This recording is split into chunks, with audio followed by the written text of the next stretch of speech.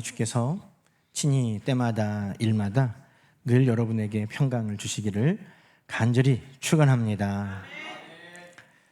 다음 주일 이제 성령 강림 주일입니다. 제 신앙생활 해오면서 수십 번 성령 강림절, 또 성령 강림 주일을 지냈지만 요 근래는 좀 마음이 다른 것 같습니다. 성령님이 정말 우리에게 필요하구나. 하나님께서 우리에게 많은 선물을 주셨습니다. 하늘에 신령한 것으로, 이 땅에 기름진 것으로, 또 우리의 구하면 구하는 대로 하나님들 우리에게 많은 은사도 선물도 주시는데, 우리 예수님이 그렇게 말씀하셨어요. 아버지께서 가장 좋은 것 성령을 주시지 않겠느냐. 여러분, 하나님이 우리에게 주시는 그 많은 선물 중에 가장 좋은 게 뭐라고요? 성령. 그런데 제가 기도하면서 이것도 구하고 저것도 구했는데 간혹 기도하면서 이 성령님을 빼먹고 기도할 때가 너무 많더라고요. 예를 들어서 어린아이에게 빵을 주었는데 빵에 있는 앙꼬는 다 버리고 겉에 있는 밀가루만 먹고 있으면, 아이고 그 맛있는 거 그게 진짜인데 왜 그거를 안 먹고 왜 겉에 있는 그것만 먹고 있어? 아마 이렇게 알려줄 것인데, 아마 우리 주님 마음이 그러신 것 같아요. 야, 우리가 기도해서 받는 것 중에 제일 좋은 것이 뭐라고요? 성령님이신데 너 왜 성령님은 구하지 않느냐? 그렇게 말씀하시는 것 같아요. 그래서 수많은 수없이 많은 성령 강림절을 보냈지만 성령을 많이 구하고 성령의 충만함을 사모하고 이런 특별한 성령 강림절을 기다리고 있습니다.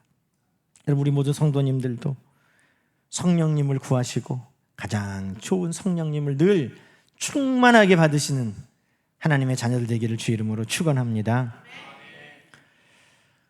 오늘 우리는 고린도전서를 계속 나누고 있습니다. 새벽에도 고린도전서 말씀으로. 고린도 교회에는 많은 철학이 융숭한 곳에 세워진 교회였습니다. 그 당시에 지식을 자랑하는 사람도 많고 자기의 지혜, 철학을 또 자랑하는 사람도 많았습니다. 그런데 문제는 교회 안에도 그런 영향이 그대로 들어왔다는 거예요. 이 교회 안에도 누가 지혜로운가, 누가 말을 잘하는가, 그 당시에 철학에 누가 능한가, 누가 수사하게 기반해서 말을 잘하는가, 뭐 이런 것들을 교회 안에서도 따지기 시작했다는 것입니다. 고린도 교회는 파가 몇 개 있었죠? 누구 파가 있습니까? 바울파, 아볼로파, 게바, 베드로파, 그리스도파, 이렇게 있었어요. 누가 설교를 제일 잘했을까요? 여러분, 이 사람들 중에 이제 그리스도 빼고 세 사람 중에 아볼로, 성경에 보면 아볼로는 말에 능한 사람, 언변이 좋은 사람이었습니다. 그러니까 아마 이 아볼로 목사님이 설교를 잘했는가 봐요. 그래서 인기가 있었어요. 와, 말 잘한다, 아주 언변이 좋다. 그런데 여러분, 바울은 설교를 어떻게 했는 것 같아요? 잘했을까요? 못했을까요? 성경에 보니까 바울은 글은 너무너무 강력하다는 거예요. 바울이 쓴 성경이 우리 이 성경 안에 얼마나 많습니까? 글은 너무너무 강한데 만나서 말을 해보니까 졸하다 그랬습니다. 말에는 좀 형편이 없구나. 드로아라는 곳에서는요, 바울 선생님이 밤새고 말씀을 전했는데 유두고라는 청년이 꾸벅꾸벅 졸다가 떨어져 죽는 일도 생겼어요. 얼마나 예배가 길고 지루했으면 설교를 듣다가 떨어져가지고 죽어버렸을까. 다시 살려내기는 했어요. 제가 우리 교회 건축할 때 무슨 일이 있어도 본당은 1층에다 넣어야 된다, 제가 그랬어요. 떨어지면 안 되잖아. 무슨 일이 있어도 본당은 1층에다 둬야 된다고. 그 당시에 교회가 이런 것으로 마음 아팠습니다. 누가 더 지혜로운가? 누가 설교를 잘하는가? 누가 말에 언변이 좋은가? 여러분, 그 교회, 고린도 교회 성도들을 향해서 바울이 외치는 것입니다. 그런 것이 지혜가 아니다. 하나님의 지혜는 예수 그리스도가 누구신지, 십자가가 무엇인지를 우리에게 알려주는 그것이 진정한 지혜다. 그리고 그 지혜는 사람의 말로, 사람의 지식으로 전할 수 있는 것이 아니라 성령을 통해서 우리가 듣고 보고 알 수 있는 것이다. 여러분, 오늘도 우리는 성령님이 얼마나 귀한 일을 하시는지 우리는 다시 깨달을 수 있기를 소망합니다. 세상의 자랑이 교회 안에서도 자랑이 아니에요. 우리의 자랑은 오직 성령의 충만함, 그것이 교회 안에서 우리의 유일한 자랑인 것입니다. 왜? 성령에 충만해야 하나님의 뜻에 순복하고, 성령에 충만해야 은혜와 감사가 넘치고, 성령에 충만해야 예수 그리스도를 닮아가기 때문인 것입니다. 그래서 우리가 오늘 성령을 간절히 사모하고 구하는 이유는 바로 이 세 가지 이유 때문인 것입니다. 하나씩 하나씩 살펴보면서 우리가 함께 성령의 충만함을 사모하는 우리 모두가 되기를 바랍니다. 첫 번째는 하나님의 뜻을 알기 위해서는 성령의 충만함이 꼭 필요한 것입니다. 여러분, 하나님의 뜻, 하나님이 지금 어떤 계획을 가지고 우리 삶 속에 일하고 계십니까? 그것을 누가 알려줍니까? 그것을 우리가 알고 깨닫게 하는 것은 오직 성령님이신 것입니다. 여러분, 10절 말씀에 보면 성령은 모든 것, 곧 하나님의 깊은 것까지도 통달하시느니라. 아멘. 여러분, 통달이라는 이 헬라어가 뭐냐면, 광부가 금을 캐거나 보석을 캐기 위해서 그 광산에 들어가서 땅을 어떻게 해요? 보고만 나옵니까? 아니에요. 그 땅을 다 파서 헤집어 놓는 겁니다. 여기에도 있을까? 이것도 다 파고, 저기에 있을까? 저것도 다 파고, 샅샅이 다 파내서 알아내는 것, 그것이 바로 통달하다라는 뜻입니다. 여러분, 우리가 어떻게 하나님을 깊이 알 수 있습니까? 그것은 오직 성령께서 우리 안에 계실 때 가능한 것입니다. 좁게는 이 하나님의 말씀을 깨닫는 것도 성령이 도와주시지 않으면 안 된다는 것입니다. 여러분, 교회에는 이런 유머가 있습니다. 설교를 지지리도 못하고 힘들어하는 목사님하고 이제 홀로 노년을 보내신 할머니하고 공통점이 있어요. 그 두 분이 공통점이 뭐예요? 영감이 없어요. 영감이. 목사님도 영감, 성령님이 도와주시지 않으면 설교 못하는 거예요. 여러분, 이 말씀을 본다고 설교가 나옵니까? 설교가 안 될 때는 검은 것은 글씨고 흰 것은 종이고, 읽어도 그 말씀이 우리의 마음을 두드리지 못하면 아무런 은혜가 안 되는 것입니다. 설교학을 배우고 신학을 배우고 공부를 많이 해도 이 말씀 안에 하나님의 뜻을 알기가 너무너무 어려운 것입니다. 그러나 일자무식 저 산골에 사는 할머니라도 성령이 그 마음을 감동하시면 하나님의 말씀 한 구절의 은혜를 입고 목사님 말씀 하나에 변화되는 놀라운 은혜를 누리게 되는 것입니다. 하나님의 말씀을 이해하는 것도 성령이 우리를 도와주셔야 되는 것입니다. 그러니 설교 준비할 때 성령이 도우심을 기도합니다. 성령 하나님 도와주시라고.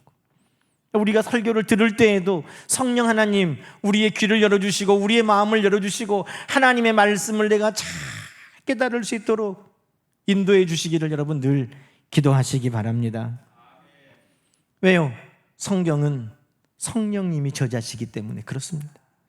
디모데후서 3장 16절에 보면 모든 성경은 하나님의 감동으로 된 것, 하나님의 감동으로 기록되었다는 것입니다. 다시 말하면 하나님의 영, 성령께서 이 하나님의 말씀의 저자이기 때문에 성령이 우리에게 말씀하실 때 우리는 잘 이해할 수 있습니다. 여러분, 좁게는 하나님의 말씀을 이해하는 것도 성령의 도우심이 필요합니다. 그러나 더 넓게 우리의 삶의 전체를 볼 때 하나님은 우리 삶에 어떤 계획을 가지고 계시고 하나님은 우리의 삶에 지금 어떤 일을 이루고 계시는지 그것을 다 알고 깨닫는 것에도 성령이 꼭 필요한 것입니다. 여러분, 사도 바울은 1, 2, 3차 전도 여행을 했습니다. 그런데 사도 바울이 꼭 가보고 싶은 곳이 있었어요. 그때 로마의 한 주였던 아시아 쪽으로 사도 바울이 복음을 들고 가고 싶어요. 여러 번 계획도 하고 실행도 하려고 했는데 번번이 그 계획이 다 무산됐다는 거예요. 아니, 내가 여행 그냥 가는 것도 아니고 하나님 말씀을 전하기 위해서 준비하고 이렇게 가는데 왜 그 모든 계획이 번번이 무너지는가? 그런데 사도 바울에게 성령께서 깨닫게 해주셨다는 것입니다. 사도행전 16장 6절부터 말씀입니다. 우리 함께 읽어보십시다. 성령이 아시아에서 말씀을 전하지 못하게 하시거늘 그들이 부르기아와 갈라디아 땅으로 다녀가 무시아 앞에 이르러 비고니아로 가고자 했으되 예수의 영이 허락하지 아니하는지라. 성령께서 알려주시는 것. 이건 성령이 막으시는 것이구나, 하나님의 뜻이 아니구나 하는 것을 그가 깨달았다는 것입니다. 인간의 눈으로 볼 때는 실패처럼 보이고 길이 없는 것처럼 보이고 막막하게 여겨지는 것이 성령께서 알게 하시고 보니 이 길이 아닌 다른 길이, 하나님이 예비하신 길이 있음을 그가 알게 되었다는 것입니다. 여러분, 성령의 인도하심을 따라갔더니 마게도니아를 향하여 복음의 문이 활짝 열어져 있었습니다. 하나님이 원하시는 뜻은 바울이 계속 실패하고 좌절하고 머무는 것이 아니라 하나님이 인도하여 준비하신 곳으로 바울이 나가기를 원할 것이고 그것을 성령께서 알게 해주셨다는 것입니다. 바울이 마게도냐 첫성 빌립보로 갔더니 거기에 루디아가 준비되어 있었습니다. 바울의 집이, 간수장의 집이 준비되어 있었습니다. 귀신 들렸다가 고침받은 여종이 준비되어 있었습니다. 그들을 만나게 하시고 그 빌립보에 교회가 세워졌다는 것입니다. 여러분, 오늘 우리의 삶 속에 좌절되고 길이 막히고 실패하고 넘어지는 일들 속에서도 성령이 우리 가운데 알려주시는 것입니다. 왜 하나님이 지금 막으셨는지, 왜 하나님이 지금 그렇게 하셨는지. 여러분, 그 모든 것을 순복할 때 우리는 비로소 하나님이 열어놓으신 길, 하나님께서 명령하신 그 길로 우리는 순종하며 나갈 수 있는 것입니다. 창세기에도 요셉이 아버지 집에서 사랑받다가 형들에게 미움을 받아서 애굽의 종으로 팔려가고 보디발의 집에 아내 또 모함을 받아서 감옥에까지 내려갑니다. 얼마나 절망됐을까요? 아마 저 같으면 우울증에 빠졌을 것 같아요. 점점 바닥을 향해 가는 것 아닙니까? 사랑받던 집에서 멀리 총살이, 거기서도 끝이겠지 했는데 이제 땅 밑에 감옥에까지 내려가게 됩니다. 잊혀져 버렸습니다. 그런데 여러분, 그 요셉이 창세기 45장에 이렇게 고백합니다. 형들을 만나서 이렇게 말합니다. 당신들이 나를 이곳에 팔았다고 해서 근심하지 마소서, 한탄하지 마소서. 하나님이 생명을 구원하시려고 나를 당신들보다 먼저 보내셨나이다. 나를 이곳에 판 게 누구예요? 형들이 아니에요. 하나님의 뜻이 있어서 하나님이 나를 형들보다 먼저 이곳에 보낸 것입니다. 보디발의 아내가 못돼서 내가 감옥에 간 거 아닙니다. 하나님이 나를 파로에게 이끌어 가려고 하나님이 나를 그곳에 넣으신 것입니다. 여러분, 우리가 원망하고 불평했던 모든 일들도 하나님께서 성령을 우리에게 주시면 그래서 하나님이 그래서 이렇게 하셨구나, 하나님의 뜻이 여기 있었구나 하는 것을 우리는 비로소 깨닫고 하나님의 뜻에 순복하게 되는 것입니다. 여러분, 하나님의 일하심에 우리가 순종하지 못할 때가 있어요. 언제입니까? 하나님이 하시는 것이 이해가 안 될 때, 하나님 왜 이렇게 하시는지 도무지 알지 못할 때, 하나님의 뜻을 알 수 없을 때 우리는 순복하기가 너무 어렵습니다. 그러나 성령님은 오늘도 하나님의 뜻이 어디 있는지 우리에게 밝히 보여주시고 우리가 기쁨으로 그 길을 걸어갈 수 있도록 늘 우리를 붙들어 주시는 줄로 믿습니다. 여러분, 하나님이 우리에게 하나님의 깊은 것을 알게 하시는 그 은혜의 가장 큰 것은 예수 그리스도의 십자가를 우리가 믿게 해주신 것입니다. 십자가가 멸망당하는 자들에게는 미련한 것이요 구원을 얻은 우리에게는 하나님의 능력이라. 여러분, 그 십자가가 어떻게 하나님의 지혜인 것이 믿어지고 우리가 구원받는 길인 것이 믿어집니까? 그런데 성령께서 하나님의 뜻을, 하나님의 계획을 우리 안에 다 설명해 주시고 믿어지게 하시니, 그 십자가가 구원의 길이구나, 예수 그리스도가 나의 구원주이시구나 하는 것을 우리는 믿고 오늘도 고백하게 된 것입니다. 성령님이 아니면 누구도 예수를 그리스도 주시라고 고백할 수 없는 것입니다. 그러니 여러분, 오늘도 우리는 성령의 충만함을 구합시다. 성령 하나님, 내 삶에 하나님의 뜻이, 하나님의 계획이 어디 있는지 늘 알려주십시오. 십자가의 길, 예수 그리스도가 오늘 나의 구원의 길인 것을 늘 잊지 않고 그 길을 순종하며 가게 해주십시오.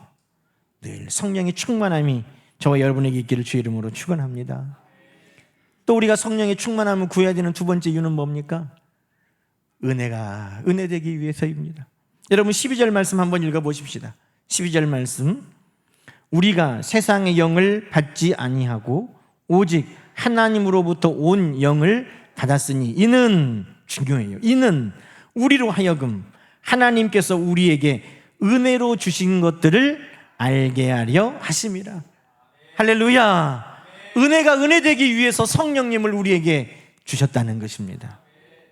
이 말이 무슨 말이에요? 성령님이 아니시면 은혜도 모르고 산다는 것입니다. 여러분, 우리가 흔히 교회에서 은혜라는 말 많이 합니다. 오늘 은혜 받았어요. 은혜가 충만해요. 은혜가 뭐예요?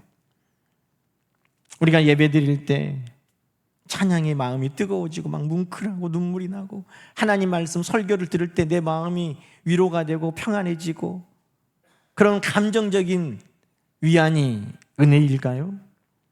은혜 받았는데 또 가정에 가서, 직장에 가서, 우리의 삶의 자리에 가서 내가 가졌던 평안이 깨져버리고 그 마음의 감동도 사라져버리고 기쁨도 사라져버리면 그것을 은혜라고 할 수는 없는 것입니다.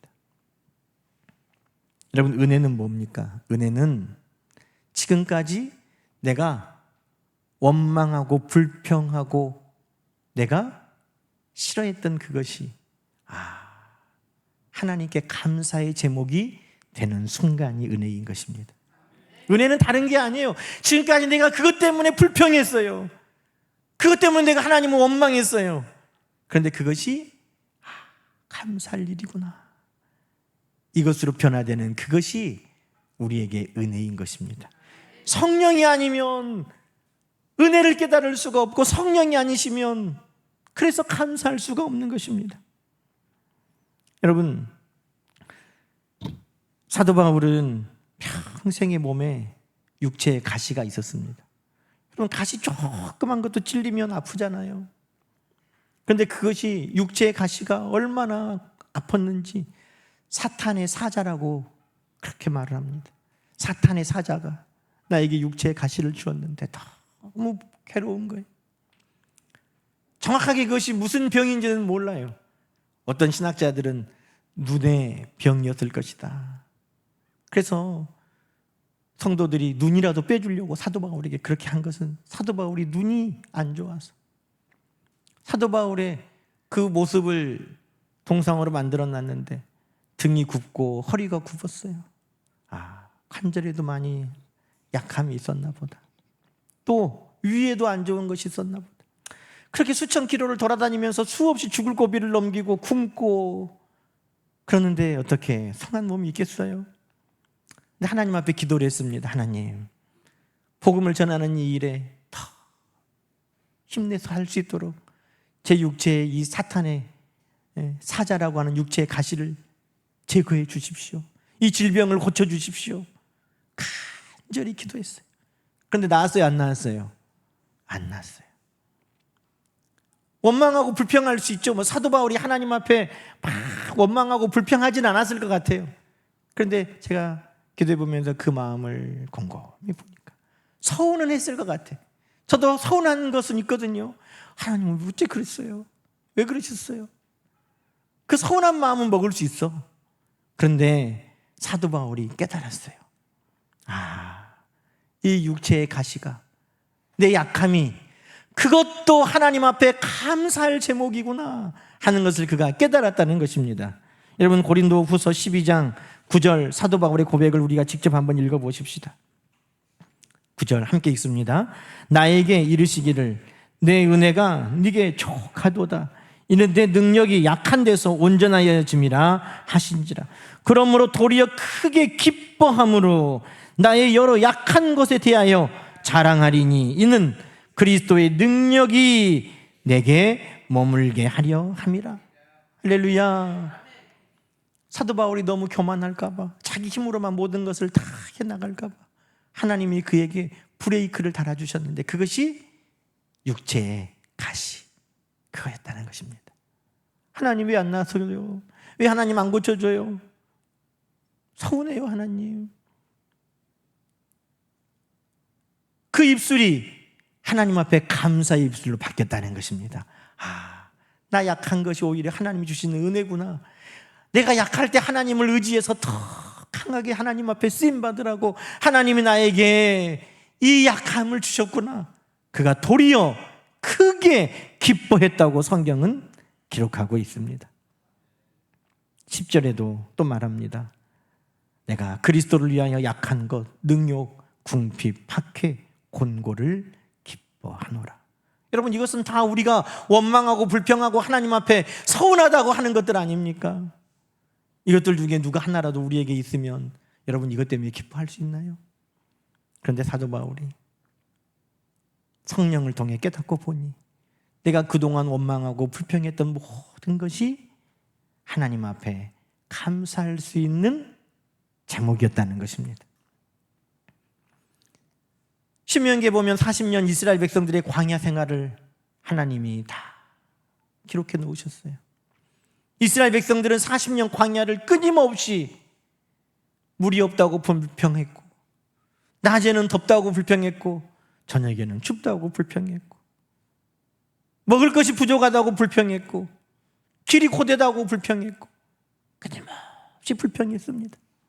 그런데 성경은 그 길을 뭐라고 기록합니까? 신명기 8장 2절부터 말씀해 보니까 이 40년 광야 길이 하나님이 너를 낮추시고 하나님의 말씀에 순복하는 훈련의 과정이라고 말씀합니다. 너희 조상들 중에 누가 하나님이 주시는 만나를 먹었냐? 그 시간은 하나님이 너희에게 만나를 주시는 시간이었다.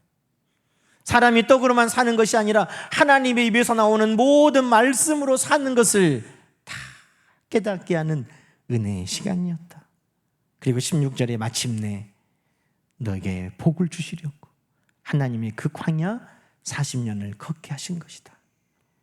여러분, 원망하고 불평했던 그 모든 것이 은혜로 돌아보니 그 모든 것이 하나님이 나를 복 주시려는, 나를 하나님의 말씀 안에 살게 하시려는, 하나님 앞에 순복하게 하시려는 하나님의 통행하시는 훈련의 시간이었다는 것입니다. 여러분, 어찌 감사하지 않겠습니까? 지금도 우리 삶 속에는 수많은 염려, 근심과 두려움이 있고 하나님 앞에 원망하고 불평할 이유들이 있습니다. 어제 제가 뉴스를 보니까 로봇가 일하는 뉴스가 나왔더라고요. 로봇가 45시간을 쉬지 않고 일을 합니다. 사람은 몇 시간 일해요? 8시간 하면 퇴근해야죠. 잔업이 있다고 해도 12시간 넘어가면 힘들어서 어떻게 합니까? 밥도 먹어야 되고 잠도 자야 되는데. 근데 로봇은 쉬지 않고 45시간을 일하고 있습니다. 그걸 보면서 사람들이 와, 기술이 대단하다가 아니라 절망을 느끼고 10년 후에 내 직장이 있을까가 아니라 이제는 곧 당장 내년에 내가 같은 일을 할 수 있을까? 이것을 걱정하는 수많은 사람들이 있습니다.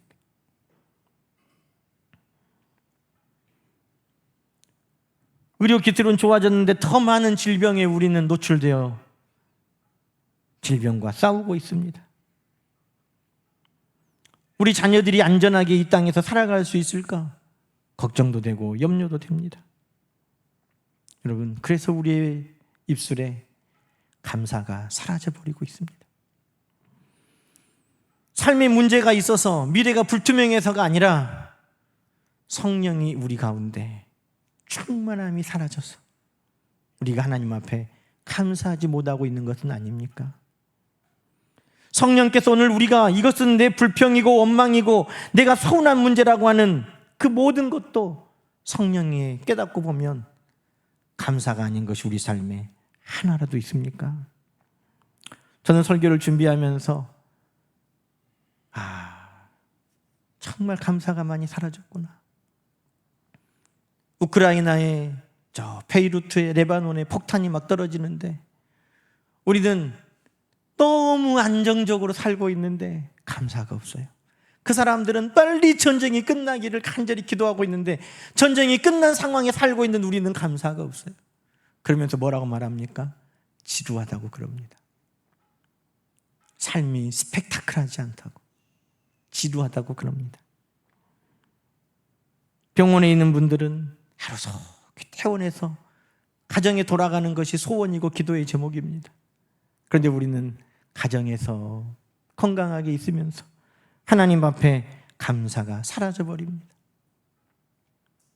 여러분, 이것은 성령님이 우리에게 감사를 회복시켜 주시지 않으면 불가능한 일들이라는 것입니다. 성령 하나님, 우리 삶 속에 충만하게 임하셔서 은혜가 은혜인 것을 깨달아지고 감사가 우리 가운데 회복되게 하여 주옵소서. 우리 그렇게 기도하십시다. 마지막으로 예수 그리스도의 마음을 우리에게 주시는 것은 성령님이십니다. 16절에 보니까 누가 주의 마음을 알아서 주를 가르치겠느냐? 그러나 우리가 그리스도의 마음을 가졌느니라. 여러분, 이 그리스도의 마음이라고 하는 것은 주님의 인격을 말합니다. 여러분, 우리는 교회 오래 다니면 예수님 닮아가는 것으로 생각합니다. 내가 성경을 많이 보고 지식이 있으면 예수님의 마음을 알겠거니 그렇게 생각합니다. 내가 목사가 되면 내가 더 예수님하고 가깝겠지라고 생각합니다. 그런데 여러분, 아니에요. 성령이 우리에게 충만하시지 않으면 예수 그리스도를 닮아갈 수도 없고 예수님의 마음을 우리가 가지고 살 수도 없는 것입니다. 예수님은 이 땅에 계실 때 성령에 충만하셨습니다. 예수님 성령이 비둘기같이 임하셨습니다. 모든 사역에 성령의 힘으로 감당하셨습니다. 나는 마음이 온유하고 겸손하니 성령의 충만함의 증거입니다. 여러분, 갈라디아 5장에 보면 성령이 충만할 때 품게 되는 마음이 있습니다. 사랑과 희락과 화평과 오래 참음과 자비와 양선과 충성과 온유와 절제. 예수님의 마음, 그것은 다른 마음이 아닙니다. 성령이 우리 안에 계실 때 내가 품게 되는 마음, 그것이 예수님의 마음이고, 성령이 우리 안에 계실 때 내가 닮아가는 그 모습이 예수님의 모습인 것입니다. 여러분, 성경에는 예수님의 마음을 품고 예수님의 모습을 닮은 스데반이 나옵니다. 스데반은 복음을 전하다가 처음으로 돌에 맞아 죽은 순교자입니다. 근데 그 스데반이 죽은 모습을 성경은 이렇게 기록하고 있습니다. 사도행전 7장 59절에 그들이 돌로 스데반을 치니 스데반이 부르짖어 이르되 내 주여 내 영혼을 받으시옵소서 하고 무릎을 꿇고 크게 불러 이르되 주여 이 죄를 그들에게 돌리지 마옵소서 하고 자니라. 그렇게 하고 죽었다는 겁니다. 여러분, 이 장면에서 누가 생각이 납니까? 예수님 생각나죠. 예수님이 십자가에서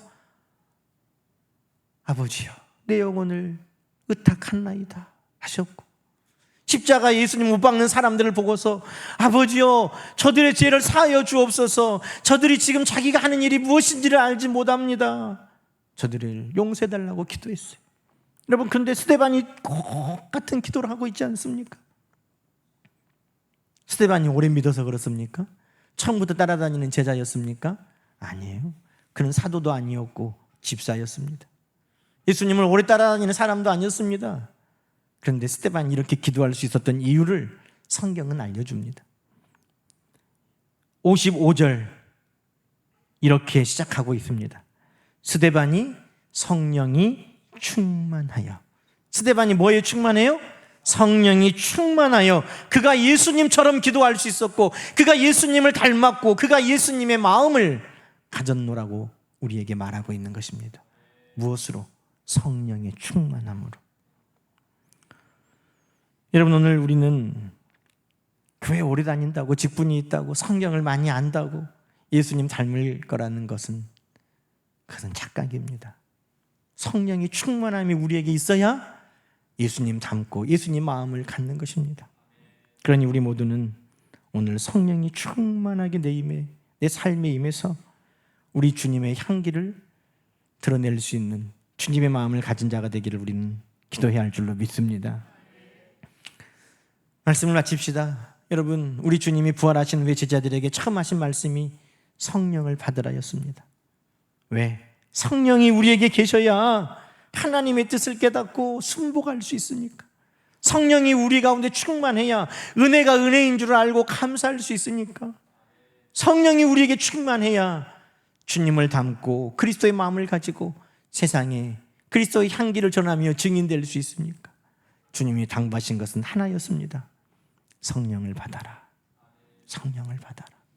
여러분, 해년마다 오는 성령 강림절이 아니라 우리에게 가장 좋은 것 주시는 하나님의 약속을 늘 기억하면서 성령의 충만함을 힘써 구하는 이 시간들이 되기를 주의 이름으로 간절히 축원합니다. 기도하십시다. 하나님 아버지, 감사합니다. 구하는 자에게 가장 좋은 성령을 주신다고 약속하신 하나님, 오늘도 성령의 충만함을 구합니다. 우리에게 하나님의 뜻이 밝게 드러나게 하시고 하나님의 뜻에 순복하게 하시고 성령님을 통해 은혜인 것이 깨달아져 감사가 회복되게 하시고 성령님을 통해 주님 닮아가는 주의 마음을 품은 하나님의 자녀 되게 하여 주옵소서. 구하는 자에게 다 성령을 주신다고 약속하셨사오니 우리 모두가 성령의 충만함을 구하고 성령의 충만함을 누리는 하나님의 자녀 되게 하여 주옵소서. 예수님의 이름으로 감사하며 기도드리옵나이다. 아멘.